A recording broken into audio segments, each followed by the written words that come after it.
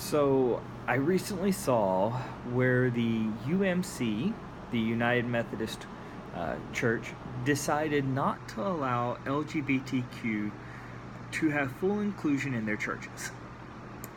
Looking into it, I found an article that stated it this way. They said, quote, "The United Methodist Church voted to bar LGBTQ members from getting married or becoming clergy in the church on February 26th. That's of 2019. The ruling caused progressive members to protest on the floor of the Edward Jones Dome." Now, within this article is a quote from Reverend Sharon Kishline, and we can talk about that topic another time. But for now, she says, "We feel very strongly that God is about diversity, and diversity is part of the character of God. When you look at the earth and all of that living things within it, there's not just one kind of this or one kind of that," Kirschline said. "Why shouldn't there be a multitude of ways to love?" All right, well, we'll get to that. The article also points out, quote, "Reconciling churches allowed LGBTQ Christians to practice and serve in the congregation, but still could not allow marriages." Now, all that said, really trying to read these quotes verbatim, all that said, many of the comments I've read about this include that Christians are bigots, that this is bigotry, and this one from Parker Malloy, who said, "No more allowing people to justify their bigotry by spouting a cherry-picked Bible verse." Well, Parker Malloy made a good point, spouting a cherry-picked Bible verse. So when we look into this a little bit more, we're not going to use cherry-picked Bible verse.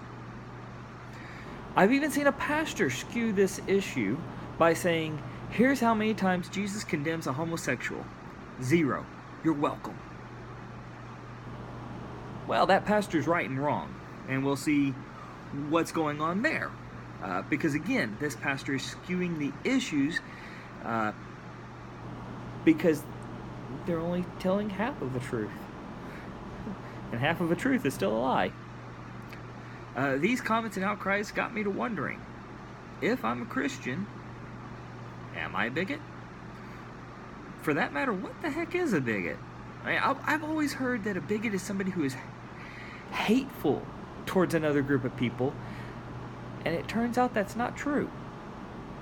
So as I've looked into this, I want to address it a few different ways. I want to look at, what is a bigot?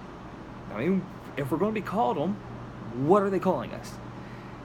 What is bigotry? Because there may be a difference between a bigot and a bigotry, which we'll see. Now, when we look into this, we're going to see the words tolerance and intolerance used, so we need to know what those two words mean. We need to know, what does the Bible actually say about this? As Parker Malloy pointed out, no more spewing a cherry-picked Bible verse. Okay, let's go beyond one. Let's really start looking in. What does the Bible actually say about this? What is the difference then between what people are saying and what the Bible actually teaches, if there is any difference? And a lot of people are confusing this with hatred and love, as Kishline said, shouldn't there be multiple ways to love? Well, let's take a look at it. So first off, for our introduction, what is a bigot? I mean, that's the core of the issue. What is a bigot? They're calling us bigots. What are they? And when I looked it up, I was so happy because there's only one definition. And when there's only one definition, it makes things so much simpler. The only definition for the word bigot is as follows.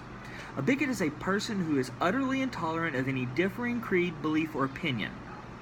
And that's why I feel it's important that we talk about tolerance and intolerance, because this right here says it's a person who is utterly intolerant. So what is intolerance? So for a Christian to be a bigot, we cannot tolerate in any form or fashion any differing creed, which is any system, doctrine, or formula of religious belief as of a denomination. We cannot tolerate any differing belief, which would be anything outside the realm of religion, or any opinion. So let me put into context just how broad this definition is.